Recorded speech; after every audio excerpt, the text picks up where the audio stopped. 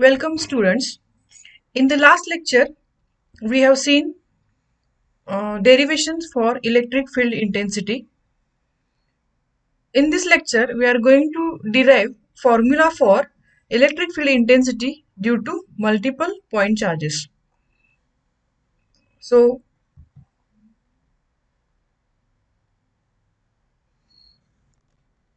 if there are multiple point charges like Q1, Q2, Q3, Q4 and Qn placed at various points in space, it may be Cartesian coordinate system, then total electric field intensity at point P, the point P is here,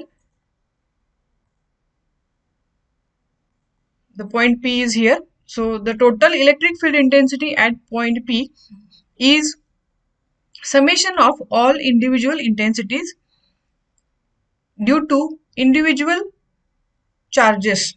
So in the equation form, this is written as total E is equal to E1 plus E2 plus E3 plus so on up to En if there are n charges. What is E1?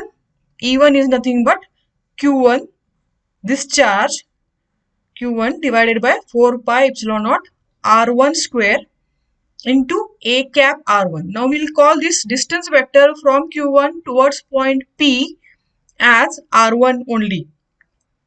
Okay, because P is common everywhere, so you can call it as either R1P or directly R1. So we'll call it here as R1. So R1 square into A cap R1, that is unit vector, which indicates the direction. Next, plus what is E2? E2 is nothing but Q2 divided by 4 pi epsilon naught R2 square into A cap R2 plus so on up to Qn divided by 4 pi epsilon naught Rn square into A cap Rn. So we'll use this kind of simple formula while solving the equation.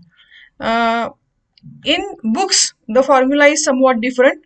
So if there are n charges, Q1, Q2, Qn located at various points, position vectors R1, R2 and Rn respectively, then the electric field intensity at point R, which is a distance vector of point P, is given by E bar is equal to, now again we are going to add individual intensities in summation form. So for E total is equal to E1 plus E2 plus so on up to En. So what is E1? It is Q1 divided by 4 pi epsilon naught Rp minus R1 bracket square, that is the distance vector magnitude square into A cap R1P. Now instead of A cap R1P, here directly vector divided by its magnitude formula is written. So we are getting what is A cap R1P? It is Rp minus R1 in vector form divided by magnitude of Rp minus R1. So similarly, we'll add all these things and you will get this kind of equation. This equation we will find in many books like Sadiku. So what is Rp minus R1? It is distance vector from charge Q1 to point P.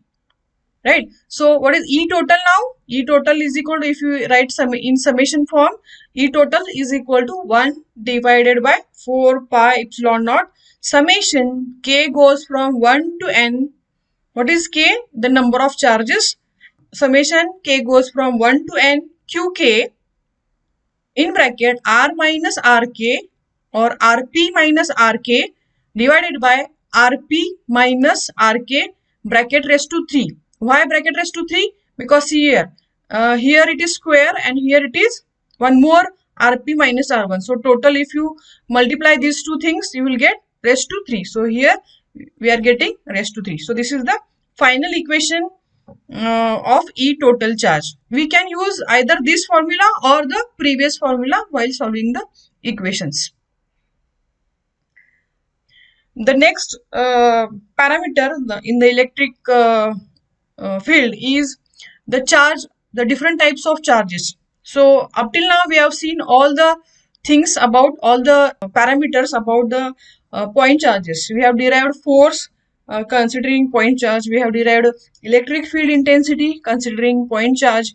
But now instead of point charge, there are different kinds of charges available in electric field. Like the charge may be continuously present on a line, or the charge may be continuously present on a surface. The surface is infinite. The charge may be continuously present in a volume. The volume is also, can be also infinite, and the line charge is also infinite line charge, or maybe finite line charges. So if these kinds of charges are present, then what are the things, or how to calculate the force, or how to calculate the electric field intensity? First we'll see what are the basic equations regarding this kind of different charge substitutions, or different charge distribution, and then we'll calculate, we'll derive the formula for electric field by considering these charges. So these are the two tasks. So let us see what are those charges.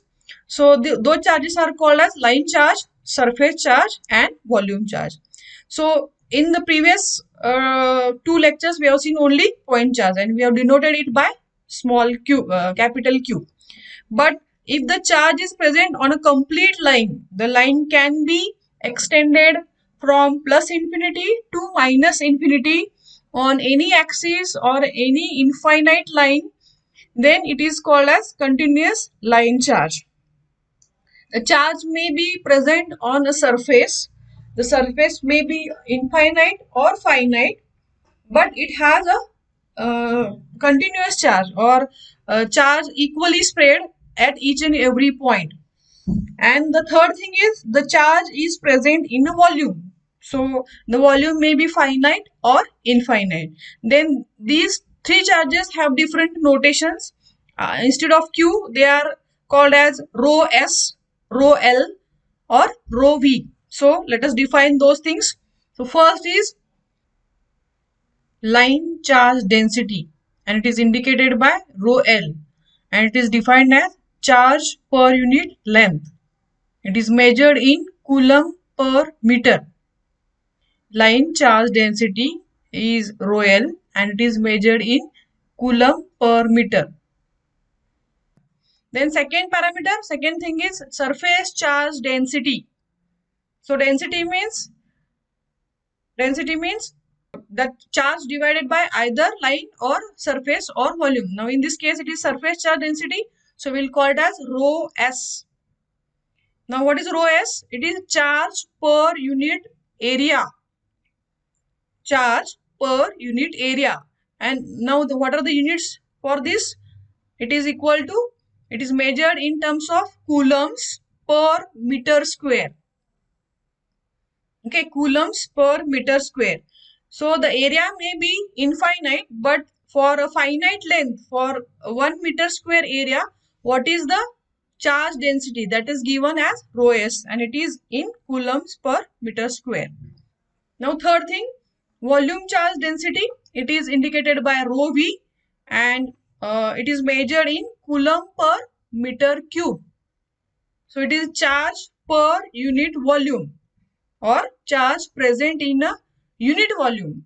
The volume is of 1 meter by 1 meter by 1 meter, and whatever the charge present in that volume is called as rho V, and it is measured in coulomb per meter cube. So these three different charges are there, and again we have to derive the equations for electric field intensity for these kinds of charges.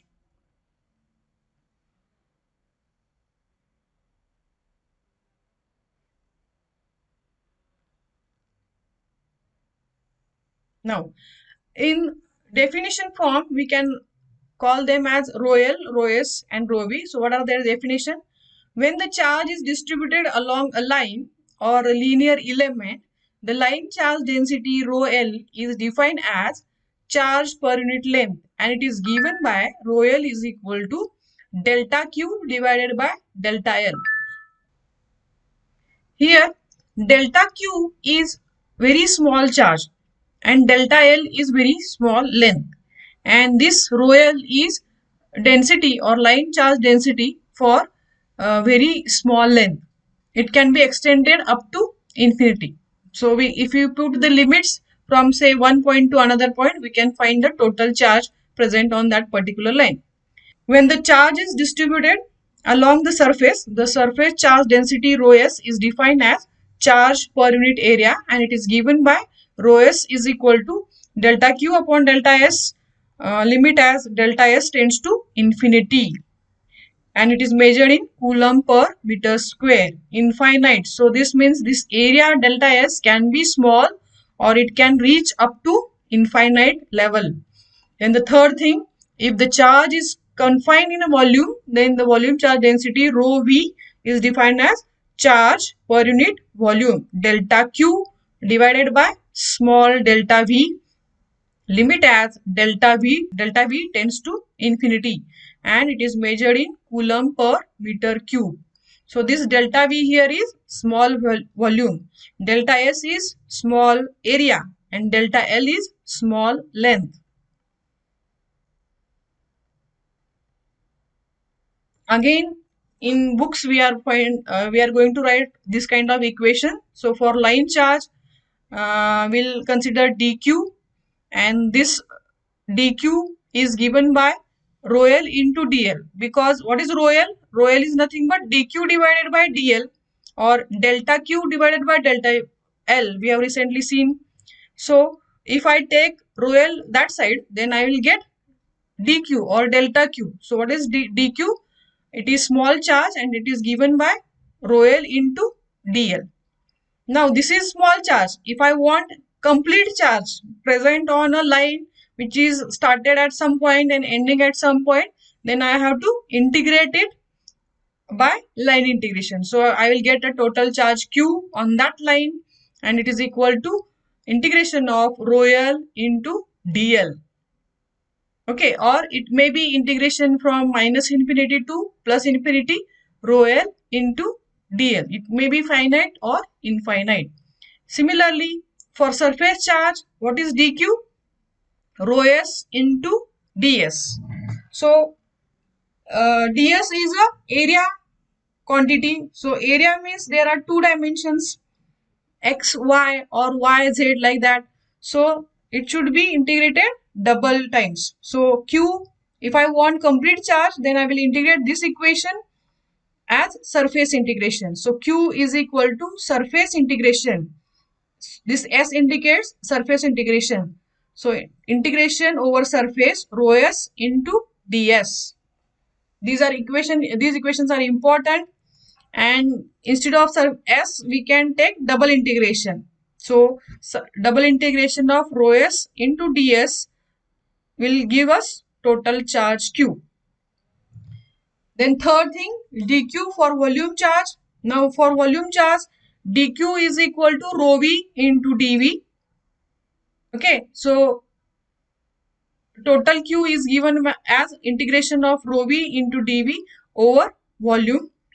So instead of v, we can take the triple integration, because volume is calculated by using three different dimensions, x, y, as well as z. So we need triple integration to find out the total charge. So in this way, these equation we are going to use further for at different times.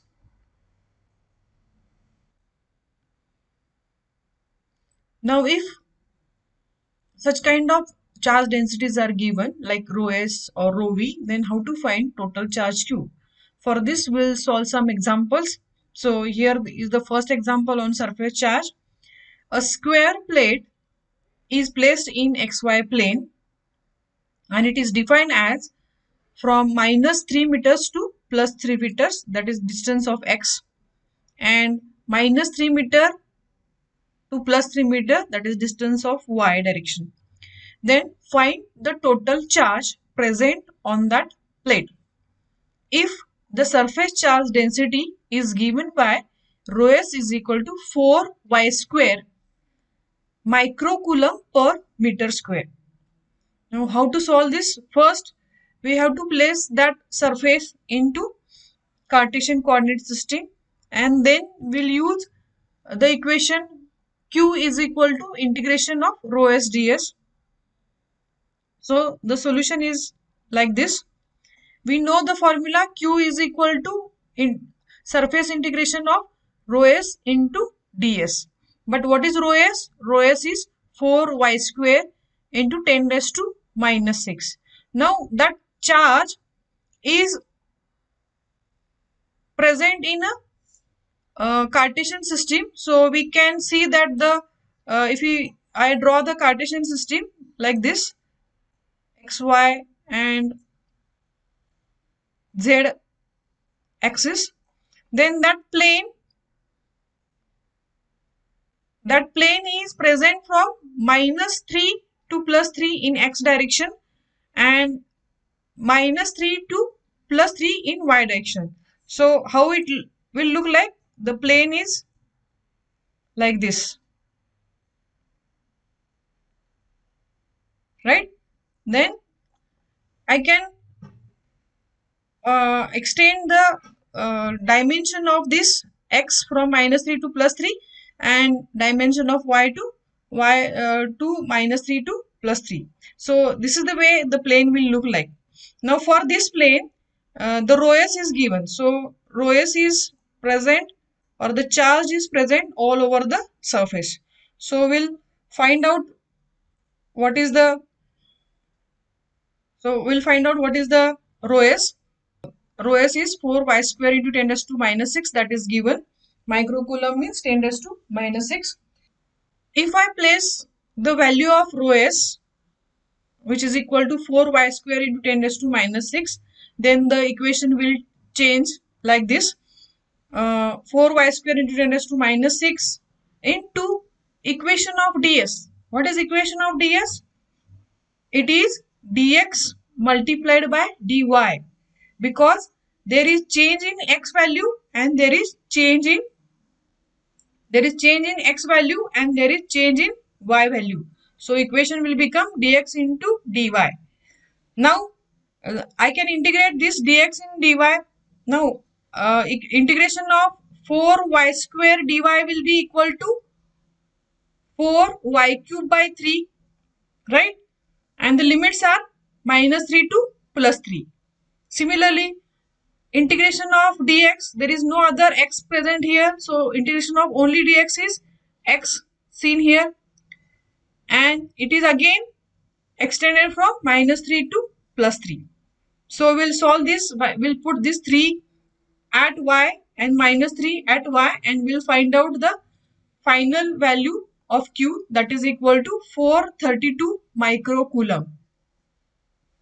Okay, 432 microcoulomb. You can just write down this and you can solve these examples. I will give you such examples in assignments. Okay, so next, similarly we can find one more example based on volume charge.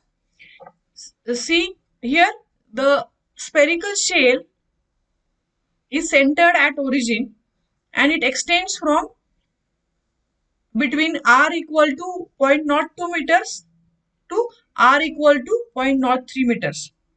If the volume charge density is given by rho v equal to 3r into 10 raised to minus 4 coulomb per meter cube, then find the total charge contained in the shell. Now shell means it is a spherical shell. So let us draw that spherical shell like this. So the shell is placed again in the XYZ system. So the XYZ system can be drawn like this. It is present at the origin of this system. So I will use a red pointer and I will draw the shell. So the inner radius of this shell is 0.02 and the outer radius of this shell is 0.03, and our charge is present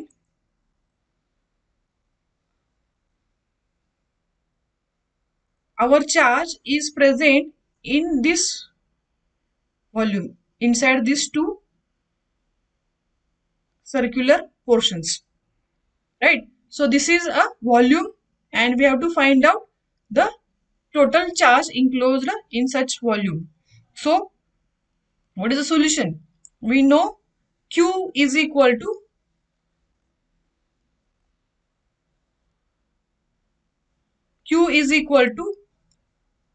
integration or volume integration of rho v into dv, where rho v is what? It is given 3 into R into 10 raised to minus 4 coulomb per meter cube, right? But what is equation of dV?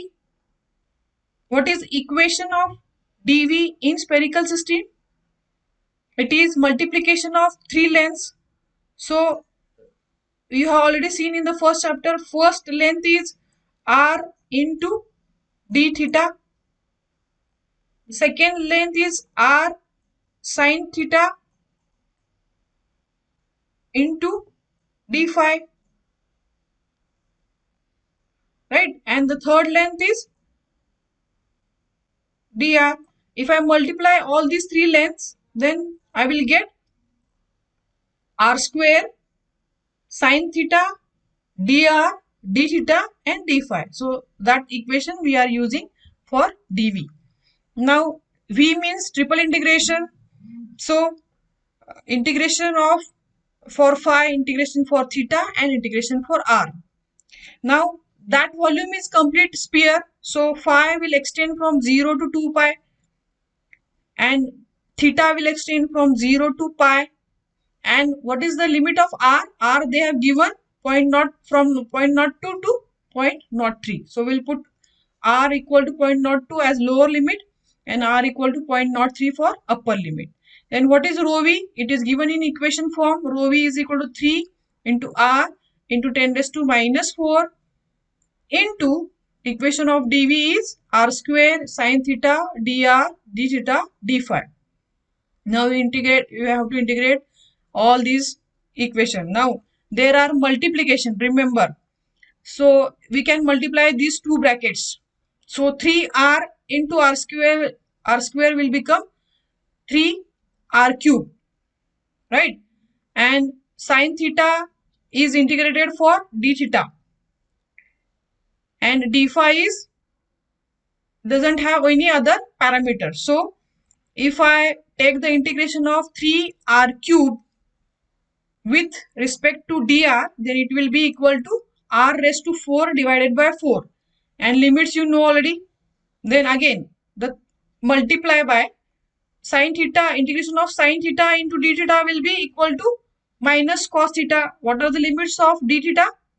0 to pi. Okay. And then the limit integration of d phi is only phi and it is having limits 0 to 2 pi.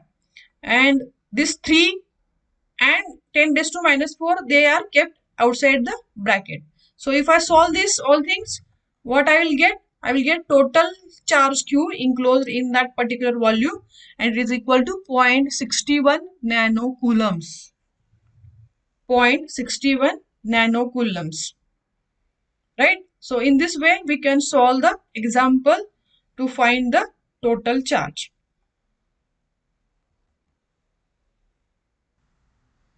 Now, let us derive the equation for electric field intensity due to infinite line charge. What is line charge we have recently seen, and now we are using that charge to derive intensity equation. So for this, we have to consider XYZ axis and we will place our infinite line charge along Z axis. So our task is to derive intensity, electric field intensity at any point surrounding this charge, surrounding this infinite charge at any point P, and that intensity is because of result of infinite charge placed conveniently along Z axis. So to solve the example or to solve this task, we have to consider cylindrical system so that the equation derivation becomes easy. So consider a cylindrical system like this and let us see what are the steps in the derivation. So there is a theory question based on this derivation also. Derive the equation for electric field intensity due to infinite line charge. So we'll start with writing. We'll first draw this figure and we'll start with these writings. Consider an infinite line charge placed along z-axis.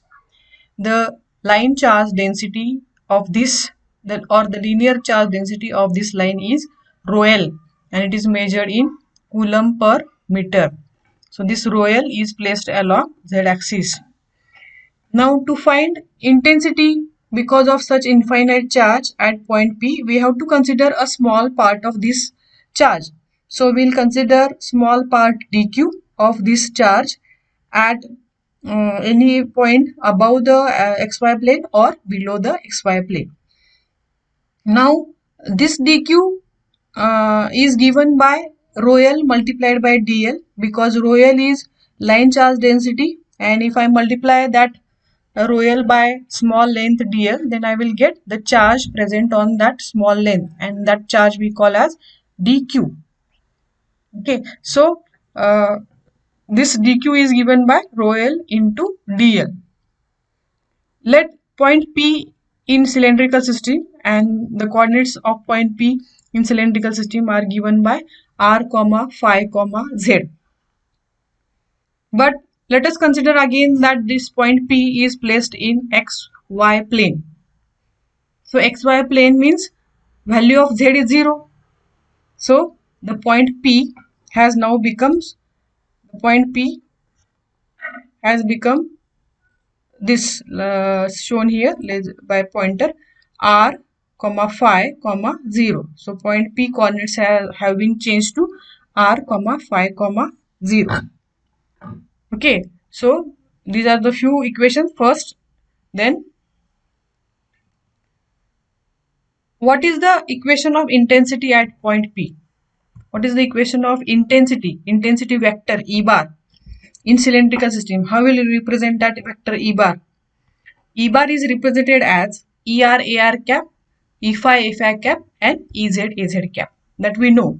In cylindrical system, any vector is represented by AR AR, FI FI, and AZ AZ. So similar to that, we have represented intensity vector. So at point P, this vector is present, but whether there are all components present or not, we are going to solve that. So for this, what they have given, the field vector is only varying with radial distance from the line, because this vector is present at a radial distance r from this line charge. Okay, there is no segment of charge dq. There is no segment of charge dq which is present at 0 phi z anywhere on the z axis that will cause a component E phi at point P. So out of these components, capital ER, capital E phi, and capital EZ, there are no E phi A phi component. Or you can say that all E phi A phi component at point P are cancelling each other. So we'll neglect that E phi A phi component. So E is nothing but we are remaining with only two components, ER and EZ. So ER will become ER AR cap plus EZ AZ cap. Okay, now next.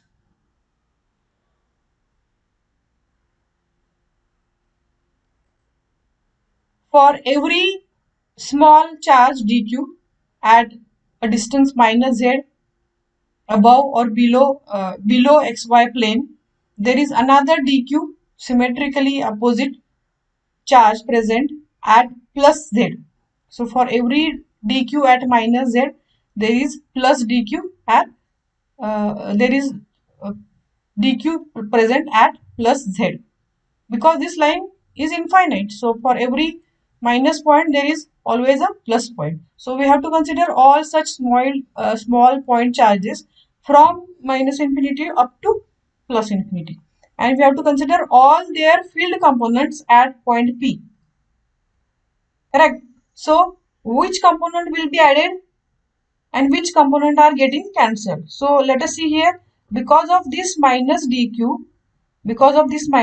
there are two components. Ez is going up direction and er is going in the horizontal direction.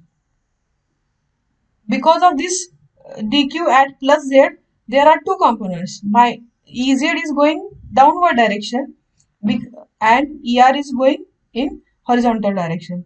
How these directions are find out? They are find out using right hand rule. They are find out using right hand thumb rule. Which component is going up or which component is going down.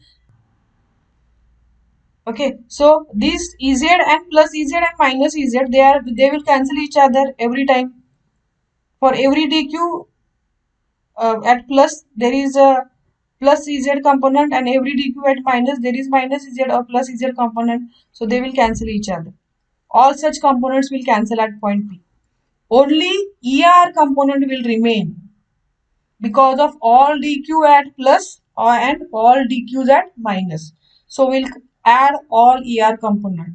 So our E bar will remain only with Ar component. Our E bar will is equal to only Ar component, right? So how to find out equation, or how to derive the equation of intensity at point P? We already know at any point P, because of charge q, the equation is general equation is q upon 4 pi epsilon naught r square into ar cap.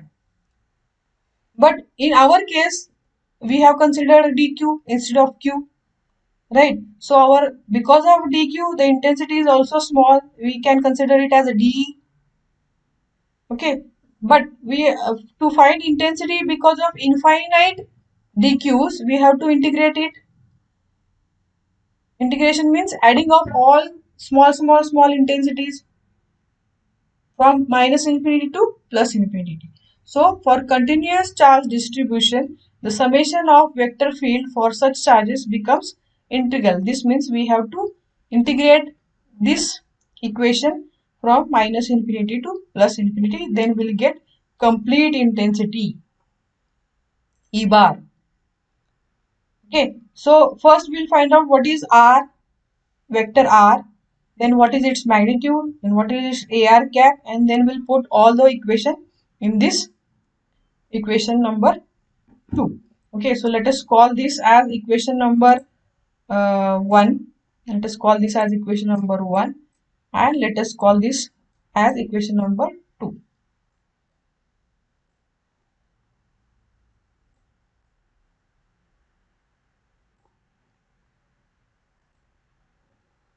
So now what is equation of dq first? dq we have written rho l multiplied by dl, but dl is placed along z axis. So what is equation of length? Length equation in cylindrical system, it is dr ar cap plus d phi phi cap plus dz az cap, right? But the length is present only along z axis. There is no r component, or there is no r variation, there is no phi variation. So the length equation will become only dz az cap. But we want only magnitude, so we will only take the dz. So equation of dq will become rho l into dz. Okay, next, to find r bar, what is r bar? It is distance of point, distance vector between this dq and the point P, right? So let us consider, so to find vector r bar, we have to subtract coordinates of this dq point from point P. So r phi 0 minus coordinates of dq are 0, r is 0, phi and z. So phi will get cancelled. So what is the vector? R minus 0 AR cap plus phi minus phi into a phi cap plus 0 minus z into AZ cap. Out of which phi will get cancelled. So we'll get final equation of R bar equal to RAR minus ZAZ. Right. So let us call this as equation number 3. Next is we have to find out the magnitude of this equation r bar. So magnitude of vector r bar is square root of r square plus z square. Then unit vector of r bar, that is ar cap, is equal to rar minus zaz divided by square root of r square plus z square. Why? Because ar cap is nothing but the vector r bar divided by its magnitude, right? Now we'll put all these equations in equation number 2. That is nothing but ER is equal to integration from minus infinity to plus infinity dq divided by 4 pi epsilon naught r square into AR cap. Right, so this equation we have already mentioned here, this equation. So we'll put all these parameters in this equation. So what is value of dq? Dq is rho l into dz. 4 pi epsilon naught r square means magnitude of r square, so square root of r square plus z square raised to 2 multiplied by unit vector AR cap, that is nothing but RAR minus ZAZ divided by square root of r square plus z square. So if we solve this somewhat by using integration limits from minus infinity to plus infinity. But in this equation, remember, we have to only consider RAR component, because at point P, E will have only AR component, and all other, that is AZ and A5 components, have been cancelled. We have seen it earlier. RAR components will be considered and ZAZ components are neglected. Then the equation will become E bar is equal to integration rho from minus infinity to plus infinity, minus infinity to plus infinity.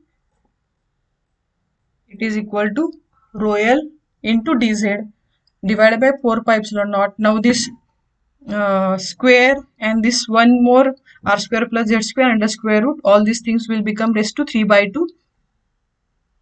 Getting it? This square plus there is one more r square plus z square under square root, so it will become raised to 3, but r square plus z square is under square root, so in total it will become raised to 3 by 2 into RAR cap. Out of this, rho L is constant, 4 pi epsilon naught is constant, R is constant because we are integrating this equation for dz. Not so this means we are integrating this equation for z value, not for r value. So r becomes constant. AR cap is kept as it is, and we have to solve this integration to find E bar. Okay, so for this we will use some identities. The identity is we have to put the value of z in terms of r, or we have to put r value in terms of z. So what is used? So for solving such integration, let us use z is equal to r, z is equal to r tan theta, right? Z is equal to r tan theta. Now what is dz? If we take derivative on both sides, then dz is equal to r sec square theta, r, one second.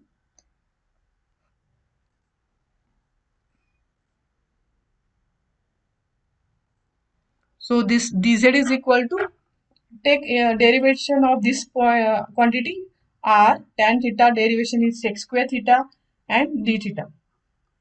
Right, now we'll check the limits.